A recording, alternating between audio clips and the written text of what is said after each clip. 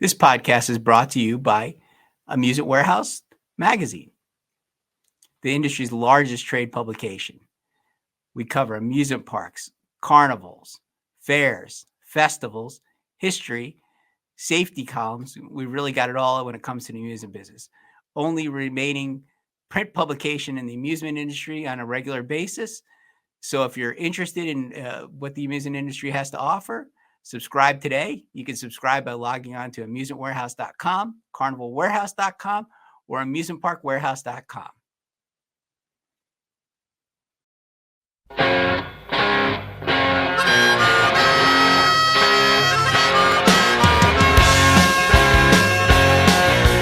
Welcome to another edition of the Amusement Warehouse Podcast. Today we have author John Thurston with us, the author of Carnie King, which is the story of Conklin shows, which was a much needed book in our body of literature here in the industry. John, welcome. And thanks for coming from Canada. Thanks, Ron. I'm happy to be here. Thanks for inviting me. It was my pleasure. I just got finished reading the book and everything else. I got to tell you, I was a little miffed at first because I'm reading this book about Conklin shows. And the book starts out about this guy named Joe Renker, who's a German immigrant who lives in New Jersey. And I said, I thought I put a book on Conklin shows. What the heck happened to, who's this guy Renker and what happened? Yeah, it takes a little while for him to become Paddy Conklin, that's for sure. Well, tell us a little bit about that. It's how did the probably the biggest light in the industry become Paddy Conklin instead? He wasn't born Paddy Conklin.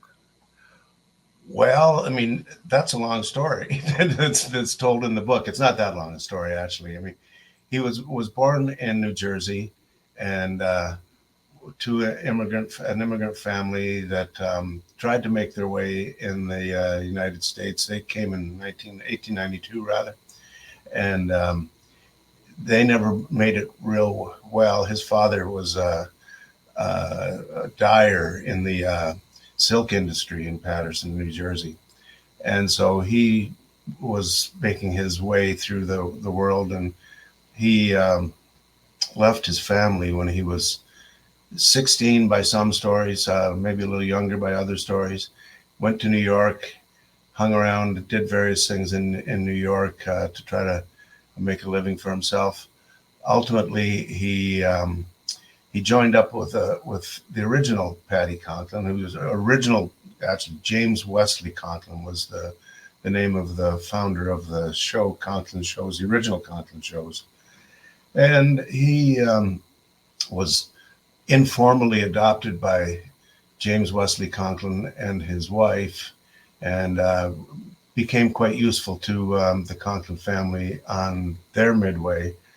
And then when James Wesley Conklin died, Joe Renker, originally Joe Renker, he claimed to be adopted. So he took over the name of James Wesley Conklin. So he was James Wesley Conklin II.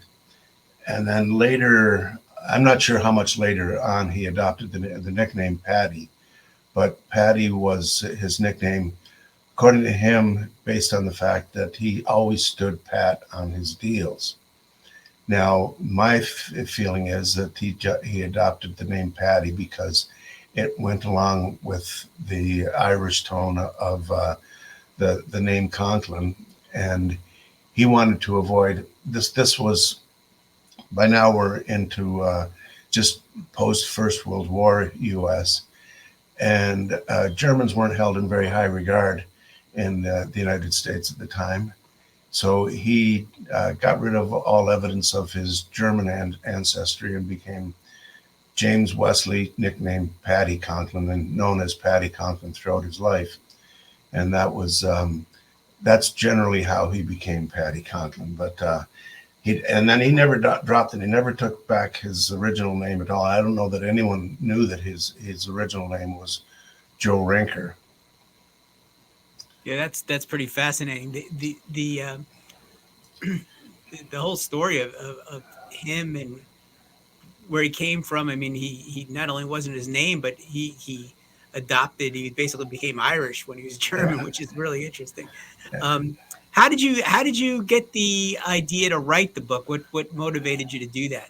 Well, that's sort of another long story, but That's okay. That's what we're here for. that's right. We have the time, don't we? I worked for Conklin shows. The first midway I worked on was at the Canadian National Exhibition, which most people have heard of, the CNE, and which again was at one time the largest fair in the world. That's excuse me. I that was when I read that that it comes early in the book, and we published the top 50 fair list and all that stuff.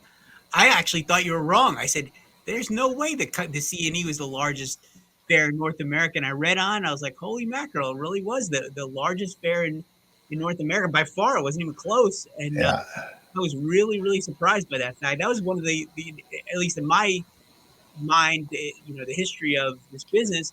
That was one of the things I really had no idea. I really had no idea, and I actually told me that stuff when we put out the top 50 list now. So that was really shocking to me, honestly. Yeah, they were real big, and it was real big, the CNE. And when I started there in 1979, and I worked at the CNE for 6 or 7 years. And I was there when it was at its top. They were getting 3 million people for a 3-week show. And like you say, there was no other show that came close to them at that time for those numbers. The Texas State Fair was the closest, but it never broke the 3 million mark until much later.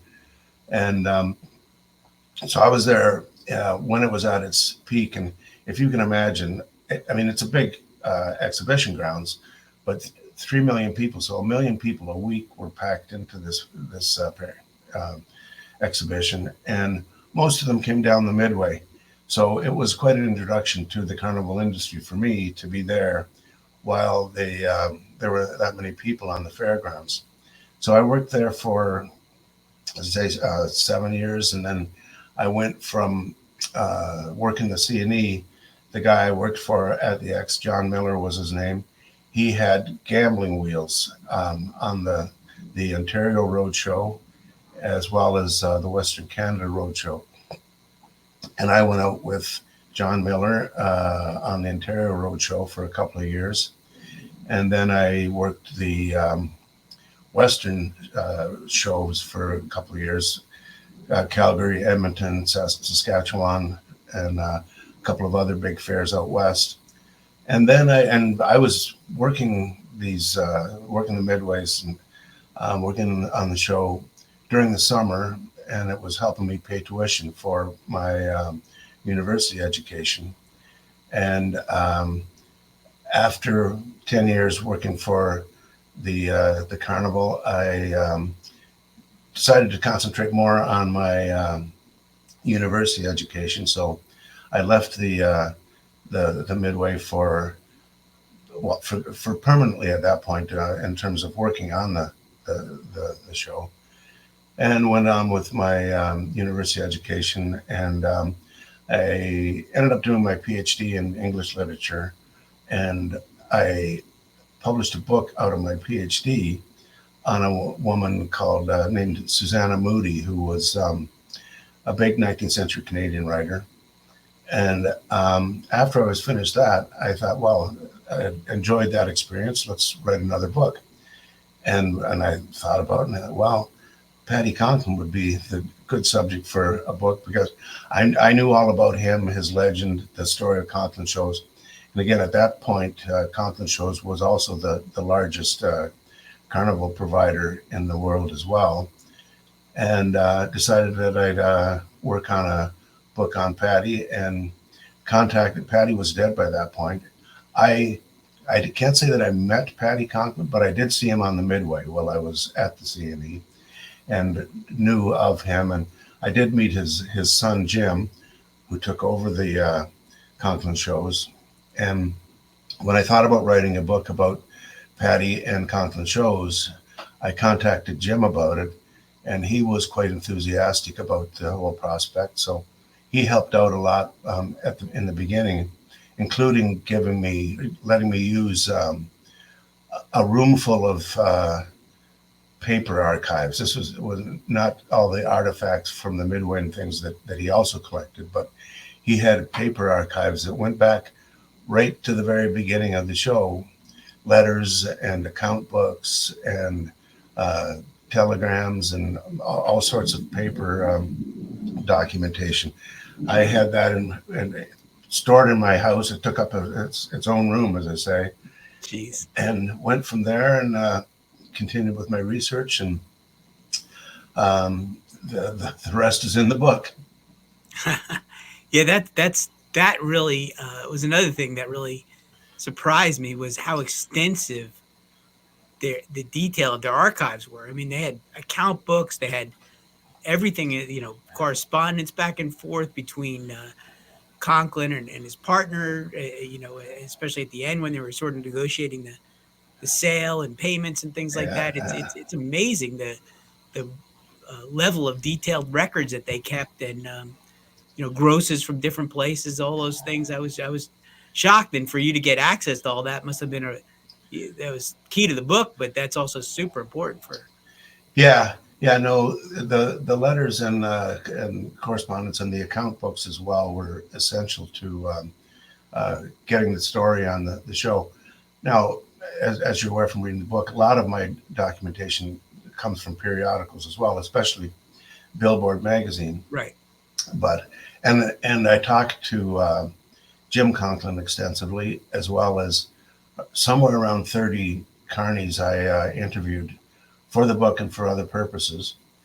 But the correspondence between Paddy Conklin and Speed Garrett, which was who was his original partner, that was essential to figuring out what exactly happened in those days. And it doesn't look good on Paddy Conklin what actually went on in terms of him acquiring the show from his partner. But at the beginning, Jim Conklin told me, don't hold your punches. Tell the truth about my father. I mean, he says, my father was a crook. don't try to hide that. So on the basis of that, I had, as I say, the correspondence, the telegrams back and forth, and as well as the periodical documentation, and could figure out what was going on with the show, with Paddy, with his partner, and all of that. And without that information, there would be a big gap in the book, especially in the first part of the 20th century, at least, anyway. Yeah, I was actually wondering about that, because you're right. You don't hold any punches and kind of give your, I don't want to say opinion, because it's based on facts, but you give your analysis, I guess, of what was going on, or how he acted, or whether it was good or bad. And I was wondering if you had the okay to do that, because somebody might have, some guy, I can think of some carnival owners you might have wrote a book about that might have got offended by some of the things you wrote. Yeah, well, that was not the case with Jim Conklin at the time, at least. Anyway, he said, go ahead and do it. And I mean, part of the reason why he could tell me to go ahead and tell the true story about it all was because Paddy originally and later on Jim, they did do a lot to clean up their show. And Jim Conklin, at the time that I knew him, was a respectable Toronto businessman. Mm-hmm. He was well known in the city, and was on the board of the local theater and members in this and that, and had a reputation as a respectable, upstanding businessman. So he wasn't afraid to let the truth about his father come out about that. And as I say, Paddy himself, later in the 20th century, mid 20th century, after the Second World War, basically did a lot to clean up the show. Not for moral reasons necessarily, but because it made good business sense at that time to sort of try to tamp down the heat. The heat, keep the heat off, and so he did, and then Jim, of course, took over, and made it fully a family show with with the attractions for kids, and the gambling was not as prominent. And as I, when I worked on the show, we were expected to be fully honest with the public, and not run any still or any dishonest games. No racket. No rackets. No. That's interesting. Yeah, there was some. It's a long. How long is the book in actual page? When you read them on your phone, the digital way, you get lose sense of how long it is. But there's the physical book. You heard. I think it's 465 pages. Is it? I knew it was long because it was long. I mean, it was definitely a long book. Very thorough. Very. It's very detailed. It's 456 pages of text, and then there's the notes and the glossary and et cetera, so on. So yes, it's a substantial book. It was even bigger when I first submitted it for publication, and I have to credit my my publisher, Dundurn Press, with their average size book is like between 250 and 350, 400 pages maybe. And they knew this was going to be a long book, and they didn't try to cut it down substantially. They tried to reduce it as much as possible, wherever possible, eliminate any repetitions and things that extended it unnecessarily. But they were willing to go ahead and publish this long book for them on the basis of, all those pages are needed. So that was encouraging for me, having written the thing, to have the publisher acknowledge that I wasn't using more pages than I needed to use. I have to say, with my earlier book on Susanna Moody, it was cut in half before it got from manuscript to publication. So that was a different experience. And that's the part that takes the longest, right? To edit. It's funny because, I thought that my work's done. The book's written. I just give it to the publisher, and away they go. And then that second stage of the work started with the publisher, and I had a real good editor she was in Vancouver. I was here. We worked online and sent files back and forth to each other. And that process lasted about 10 weeks. A year ago, this past summer it was.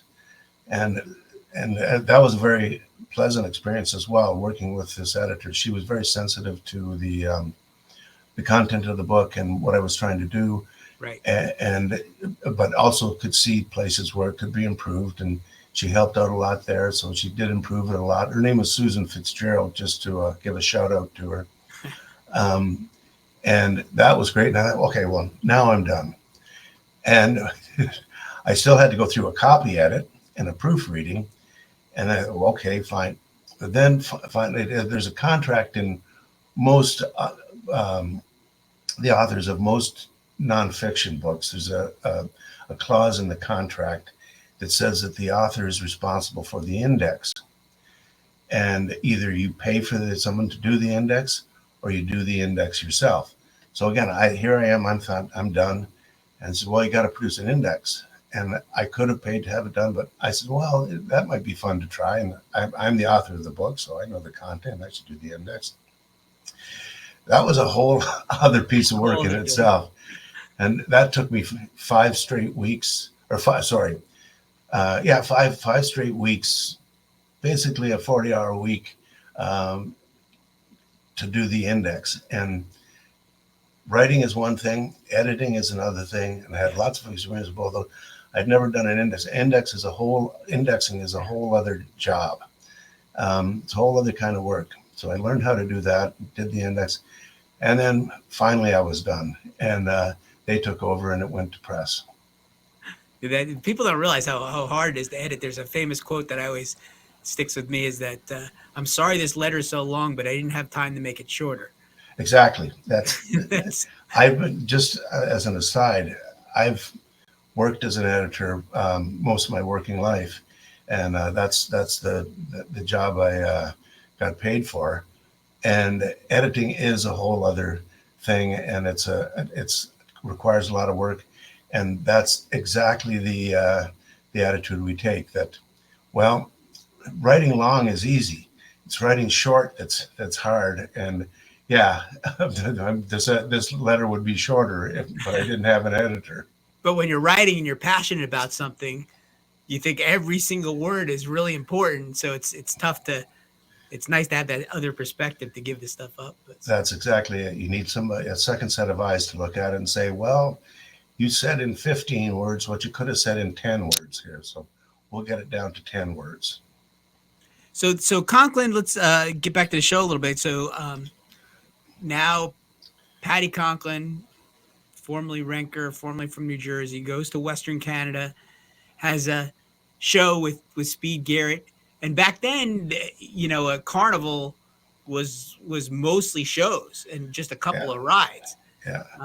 And they also kind of made their mark a little bit by being all Canadian shows, even though there's not much Canadian about them. But that was a big selling point for them. Can you walk us through that phase a little bit? Yeah. Well, I mean, again, anybody who knew Paddy Conklin or knows of him or anything knew that he was a great promoter.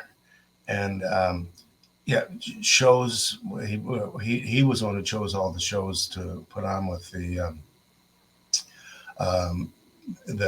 put on the Midway, but he was also the one who recognized at that time, particularly this was the early 1920s. There was a Canadian nationalist movement or whatever, and he recognized that. Well, we call this Canada's Conklin shows. Will the committees will look more favorably on us. But yeah, here were two Americans who owned the show, and most of the staff were American, and he called it Conklin's All Canadian Shows, but that was a marketing ploy only.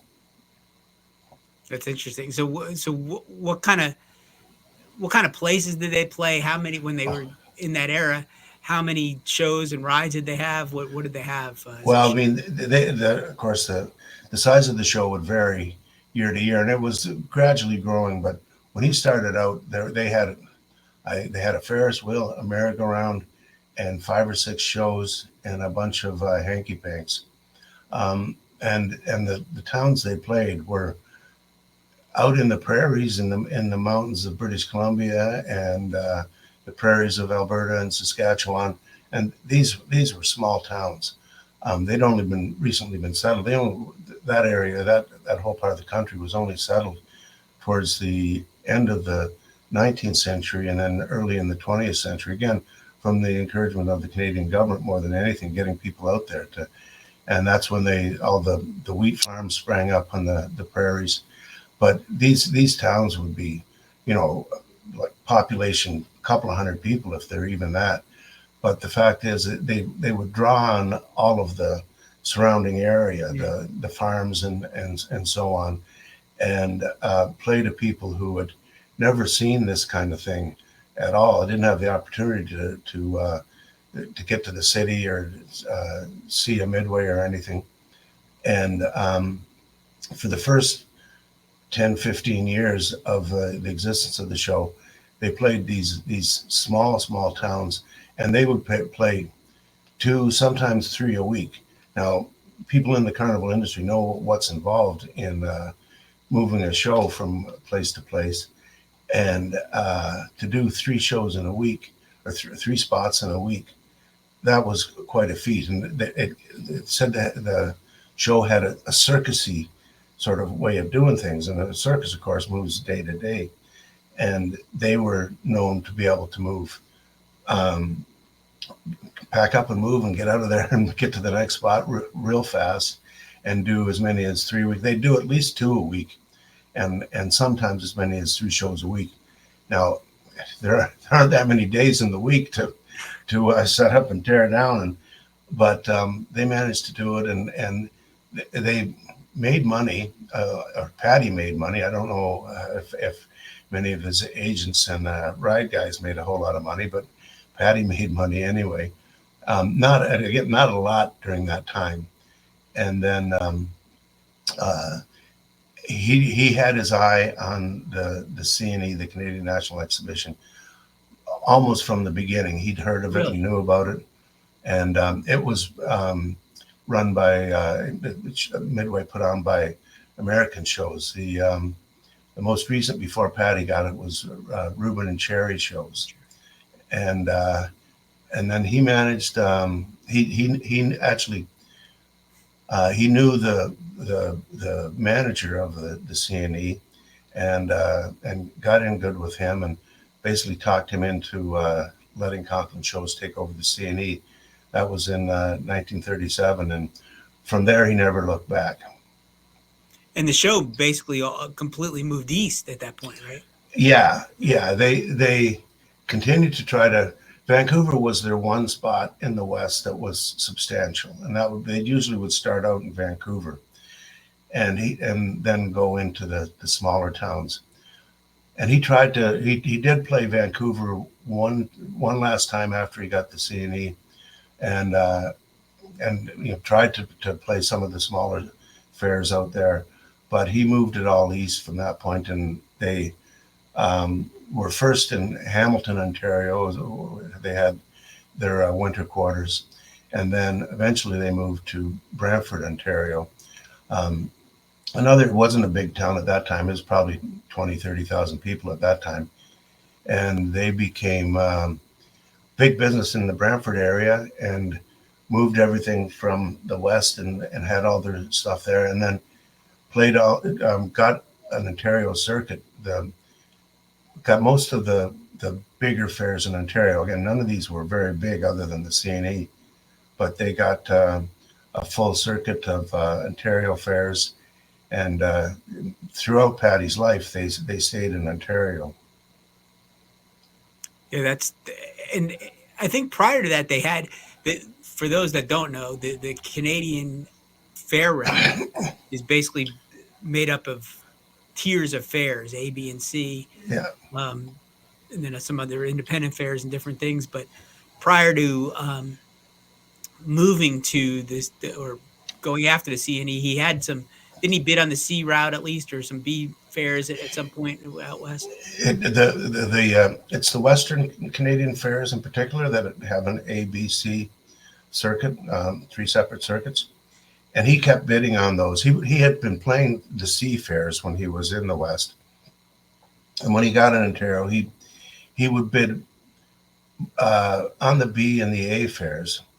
But he at that point, in the late 30s and early 40s, it was Royal American that had the A circuit of fairs in the West, and while Patty had a full circuit of basically what were B fairs in Ontario, he wanted to get some of the big Western fairs. And Royal American, for those who know their carnival history, Royal American was, at that point, was the biggest show in the world. And they were the biggest show because they had Calgary, Edmonton, Regina, Saskatoon, and Winnipeg, which was the A circuit of Canadian fairs. And those fairs, even though it was still a rural part of the country, those were fairly big cities, and those fairs were big fairs. And Royal American maintained its reputation as the biggest show in the world by playing all of those fairs. You would get, if you bid on a circuit, you would get the whole circuit. So you weren't betting on individual shows. You bid on the A circuit, the B circuit, whatever. Royal American had the A circuit, and a string of like 5 big fairs that went through mid-July through to the end of August. And they would jump back to play St. Paul, the Minnesota State Fair, which is a huge fair too at the time. Yeah, they had big American fairs as well. Mm-hmm. But it was with the start of the Second World War that Royal American, well, there were restrictions placed on American shows coming into Canada at the time, and Patty saw that and he bid on it, and he got the A circuit for the war years, 1941 through to 1945. He had them, and then as soon as the war was over, American shows were allowed to come back into Canada without any problems, and Royal American took back the Western Circuit, and Patty went back to his Canadian shows, the Ontario shows in particular. You know, I took a little bit of, I wrote a column the other day for a magazine, and I was, from reading your history, because post-war, I mean, during the war, there was supply chain issues and all the things that went on. Post-war, it seems like the grosses jumped up quite a bit at some of these fairs, and they stayed there. And because I was drawing the parallel with sort of COVID, because 2021 grosses jumped up post-pandemic, and they've kind of stayed high too, as people are waiting for it to go back down. But the historical precedent was when it went up, it kind of stayed up. I mean, there were hills and valleys, but by and large, you know, if you're grossing, you know, $50,000 and you went up to $80,000, you were 80 or so. It stayed there, yeah. The post-war period, post-Second World War period, is interesting, just especially for that reason, is that grosses started to climb, and they climbed and climbed and climbed, and they didn't go back down. And I mean, I think the reason why there's a whole social and economic background to all of that, but it was because I think people were finally able to make enough money to have a little bit of leisure time in their year, and they didn't have to, you know, they get a couple of weeks off in the summer and have enough money to have some time off in the summer, but they didn't have enough money to go to Europe or to go to an expensive cottage in the lakes or anything like that. So they would take their families to the Midway to a fair, and that would be part of their summer vacation. And as I say, the whole economics changed, and that's again when families became especially important to Midways, because you know, again, with the baby boomers and the post-war population boom, all these people with kids had to find something to do with their kids in the summer, so they take them to the fair, and they had the money to take them to the fair, as they say. And that's something that Patty cottoned onto real quick, and that's when he started to clean up the show and make it more suitable for families. And then it became at that point it became the sort of Midways that we're all familiar with. The other thing that happened, of course, in post-war times was the development of big rides, and the shows, the freak shows and girl shows and the things like that, they became less important, and instead the big rides became more important. And the rides we recognize, the technology that we recognize from Midways today, largely developed in the post-Second World War era. Yeah. So when they did get the C&E, Patty made some big promises there. He was going to really transform that Midway and do some things, build buildings, became a showcase for rides, you know, new rides or new shows or new things. Tell us about his involvement, you know, what he promised to get it and what he wound up doing. Yeah, he was, again, he was a great promoter, and he was also great at making promises, some of which he didn't keep, but some of which he did. So he when he got the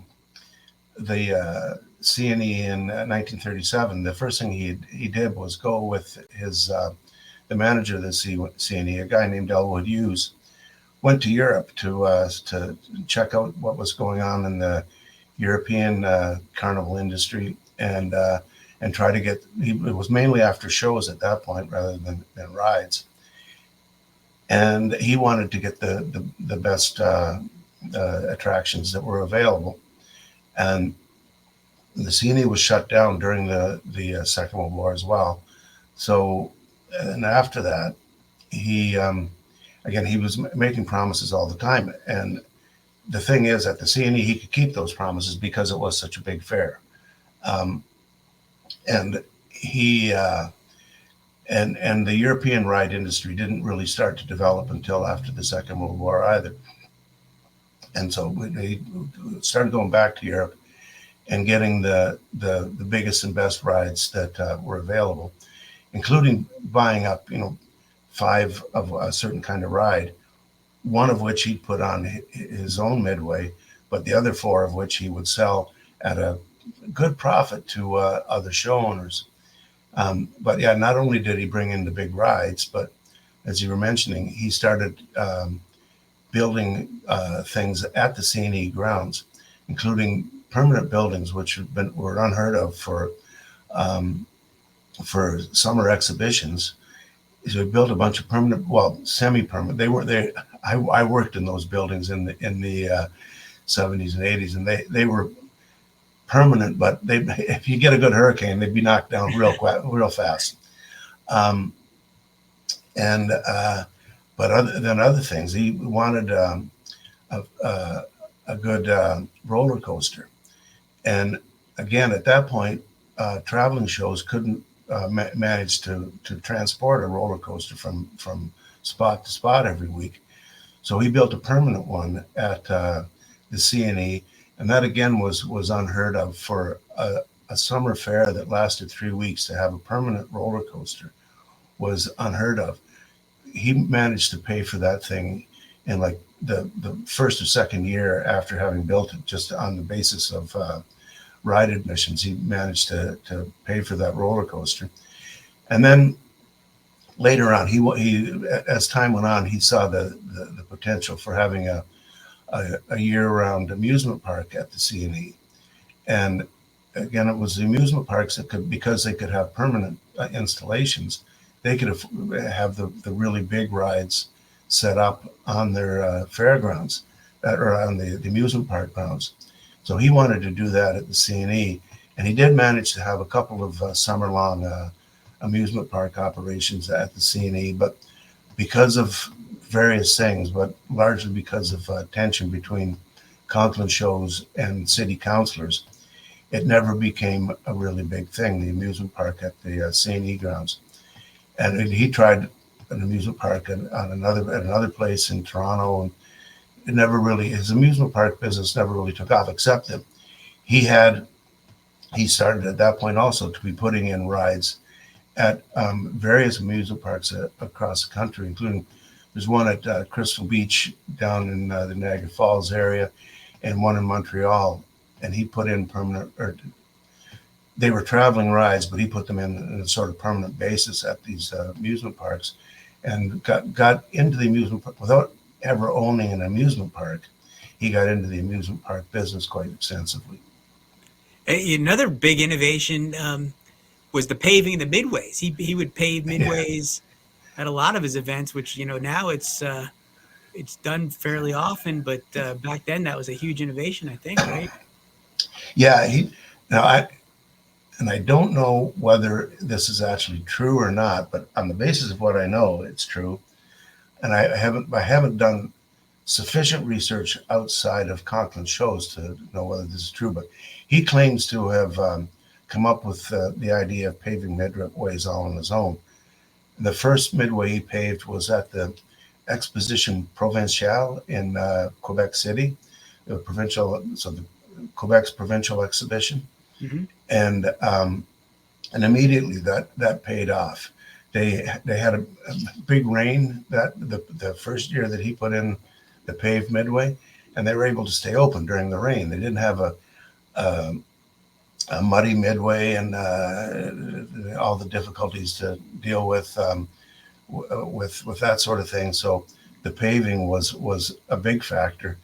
And then once that was so successful with the Quebec Fair, he would offer it to other fairs on the basis of contracts. He'd say, well, I'll pave your midway, give me a 5-year contract for the show, and I'll pave your midway.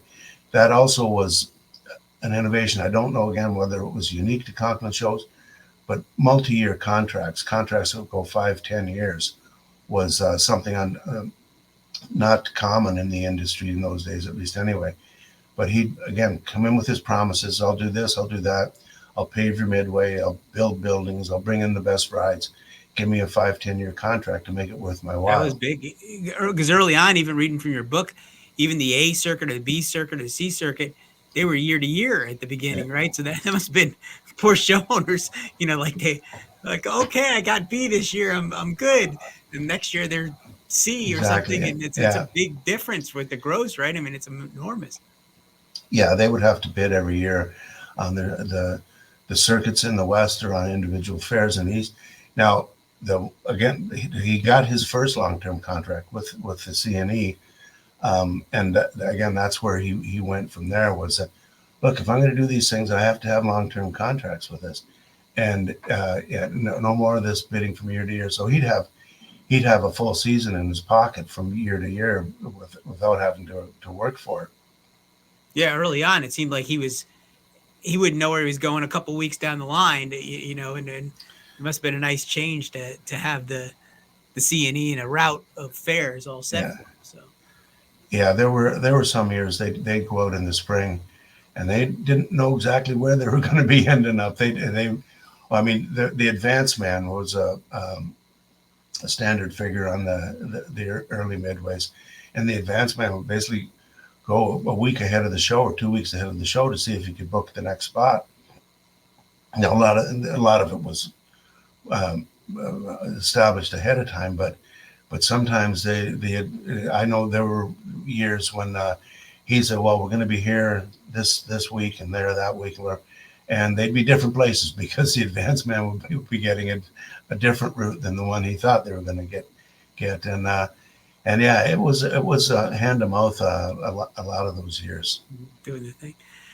So eventually, I mean, Patty was big in the industry. He was president of associations. He was big, and even the amusement park industry was a big thing for him getting started. So he was a prominent figure, really in all aspects of the industry.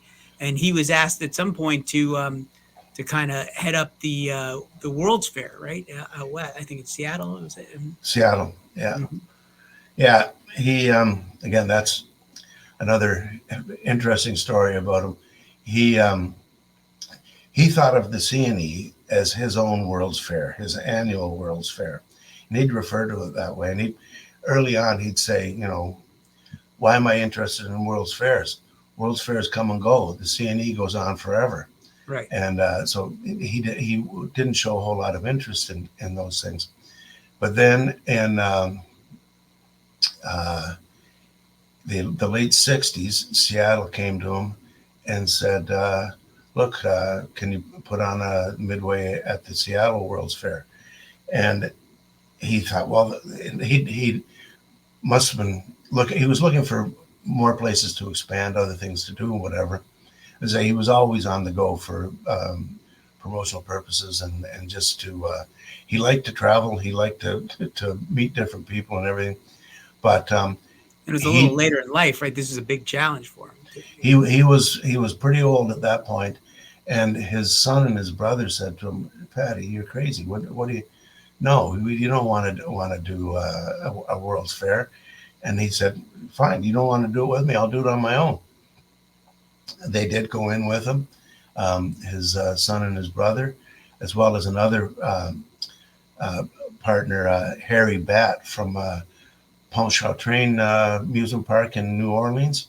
He was his other partner for the Seattle World's Fair. And yeah, they put on a great midway at the Seattle World's Fair. And he claimed that was the first midway at a World's Fair that made any money. Now, whether that's true or not, probably not. But they did make money on it, and he was quite happy with it. But then for 1967, it was the Canada's centennial year, and we were having our own World's Fair in Montreal that year. They had wanted to get it in Toronto. Various people had wanted to get the World's Fair in Toronto, but Montreal outbid them. And the Montreal organizers came to Patty and said, "Look, we take over the Midway for Expo '67 in Montreal." And at that point, he said, "No, I'm not interested. I'm not sure. I think the sort of arrangement they wanted with him was not something that he could put up with." But he drew on some of his relationships with the Villari brothers and for the Seattle Wheel, and he was really kind of fascinated because he always had sort of first dibs on new rides, and then he had a little network. The guy from Palisades Park and some others, he would kind of seed them the new rides at those places first, so those guys would all get the top rides, and then everybody else would kind of clamor after him and buy them later. But he was really kind of innovative with that. Yeah, and by that point, by the late, he was known for the CNE quite early on, and it would showcase all the rides at the CNE and at the amusement parks. And he was, as in terms of networking, there was probably no one in the industry was better known than Patty Conklin at that time. He was famous throughout North America and in Europe as well to the ride manufacturers. He was buying, say, multiple versions of their rides from them and bringing them back to North America. And he had, an extensive network. As you mentioned earlier, he had been the president of the Showman's League and president of the Pacific Coast Showman's League, and he was a big figure throughout the carnival industry, and could use that to promote himself, promote his show, promote rides, and basically it was known anybody associated with Patty Conklin was going to make money one way or the other. So everybody wanted to get their dibs in and have him run their rides for them, or in terms of shows, to let him bring their shows with them. And he was a big figure. He was. So the transition from Patty to Jim and Jim's son Frank, Trish, and things like that, that changed the show a little bit, right? They went to America eventually, and yeah. Well, they. It's funny because we think of Conklin. I mean, people in the industry think of Conklin shows and think of Patty Conklin, and Patty was the as I say, the famous one. But it was actually Jim Conklin who expanded Conklin shows to become the largest show in the world at the time. And Patty died in 1970, and Jim took over at that point, and he was his own innovator in his own way. But Jim was never the personality that Patty was. He was a much quieter, shyer sort of guy, and he'd been to university, and he was, people in the show industry at the time didn't think very highly of Jim Conklin because they compared him to his father, and he wasn't nearly the showman that his father was. But Jim was innovative in his own way more in terms of the business than anything else. And he's the one who finally solidified the reputation of Conklin shows as honest and for the family and everything else. And he also expanded his investments in other areas as well, ski resorts and fishing lodge in Texas and various other things he expanded into. But the big break for Conklin shows, and what really made it the biggest show in the world, was when Royal American, who still had the Western A circuit, was investigated by the Canada's National Revenue Agency. And they found that there were all sorts of, as was common with all shows at the time, there were irregularities in their bookkeeping, let's put it. And they were charged with illegal movement of cash back and forth between Canada and the U.S., and with bribing the exhibition owners. And a number of charges were brought against Carl Settlemyer, the owner of Royal American shows. And they levied big fines on them. And the shows in the West also wanted to increase the amount of the bond that they had to pay down, the security bond, to like $10 million or something exorbitant. And Royal American just said, fine, we can't do it. We're not going to make any money. We go into Canada. And they gave up the A circuit in 1976. And that's when Conklin shows, against a wide range of competition. There were other big shows, all of them American. There were some Canadian shows, but other bigger American shows bid on the A circuit. And to the surprise of many, he won the A circuit. And then because that was such a big expansion, people predicted that Conklin shows was going to fail miserably when they tried to go west.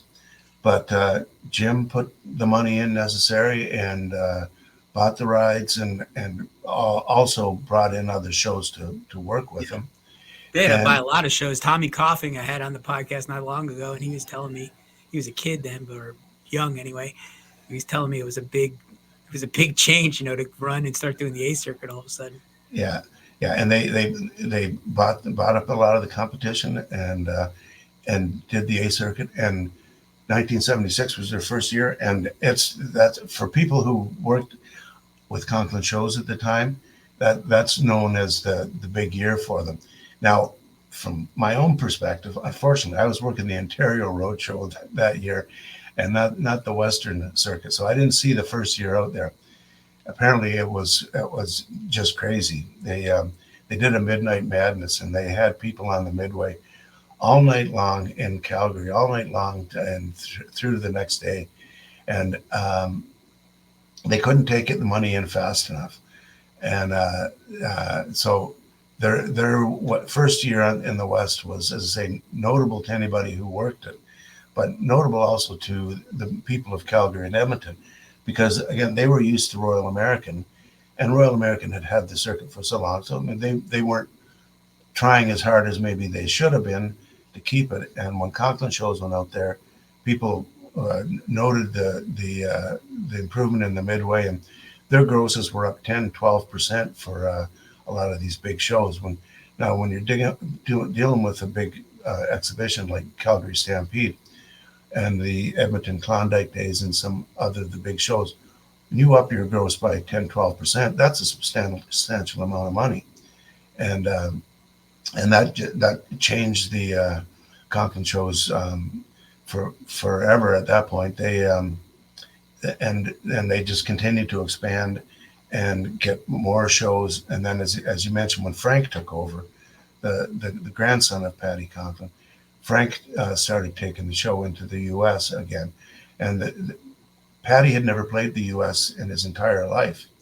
And they took the show to Palm Beach and Arizona and various state fairs throughout the U.S. And it would not be an exaggeration to say that during that period, they played every major exhibition in North America at one time or another. They didn't necessarily have them year to year, but at one time or another, they played, except for Texas. The Texas State Fair was an independent Midway. Yeah, for a long time. Yeah, they never played Texas, but all the other big shows and the big exhibitions in the U.S., they played at one time or another. And they bought out Degler initially, right? They brought. And that most of those spots they only played 1 year, and then Degler got them back. Buying Degler shows was probably, in retrospect, it's probably a bad decision on the part of Jim and Frank Conklin to buy Degler, because they couldn't run it, and they lost money on it, and eventually they gave up a lot of the shows, a lot of the exhibitions that Degler. But they did get Dade County out of it, which is. Yes, huge. That's they got Dade County, and they kept Dade County. Yeah, and Dade County again. At Dade County eventually outpaced Calgary in terms of ride participation, at least anyway. Oh, yeah. It's a huge fair.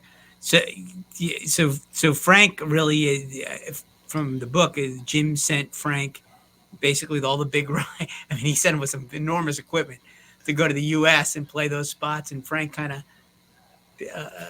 took over that role.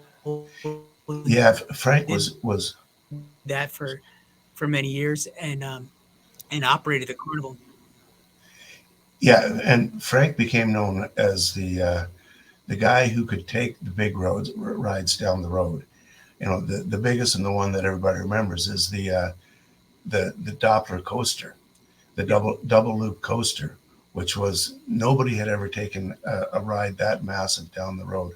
I forget the figures. It was something like 7 trailers full of equipment, and it took them a week to set it up, and they had to have cranes in and extra help. But Frank insisted that he wanted to do that, and he continued. He kept bringing bigger and bigger rides and running them down the road, and nobody could match him at one point.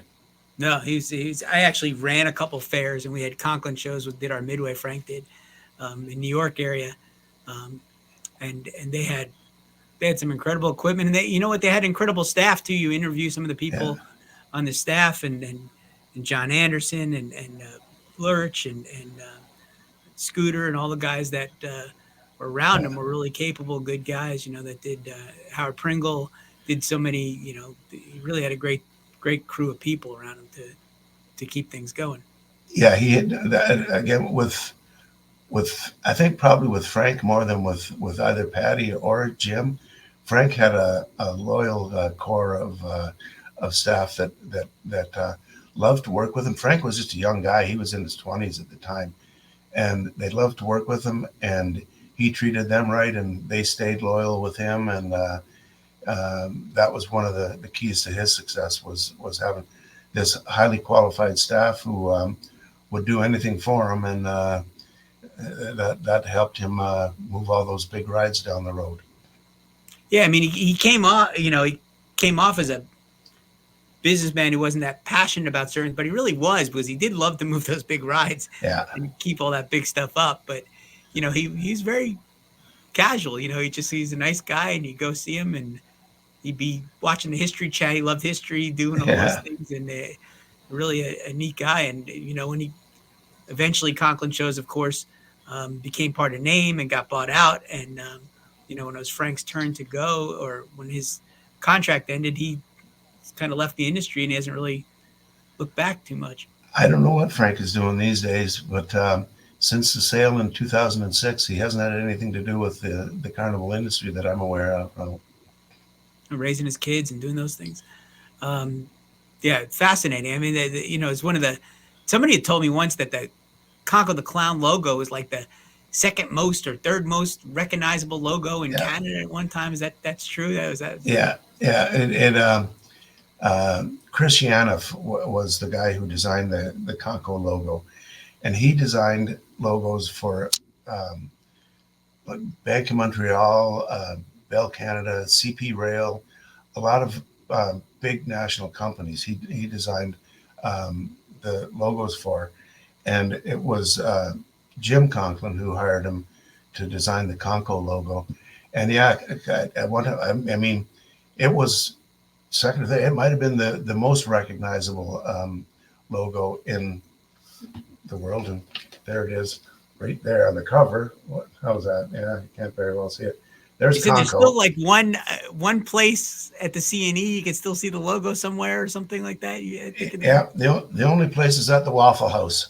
The Waffle House. Yeah, and that's an independent food joint that I think the ownership of the contract is still with the Conklin family, and that's the only place on the CNE Midway that you can see the Conco logo. It's funny because I got the permission to use Conco on my book cover, and I thought, well, this is great. Everybody will know Conco. And time has passed, and not everybody knows Conco anymore.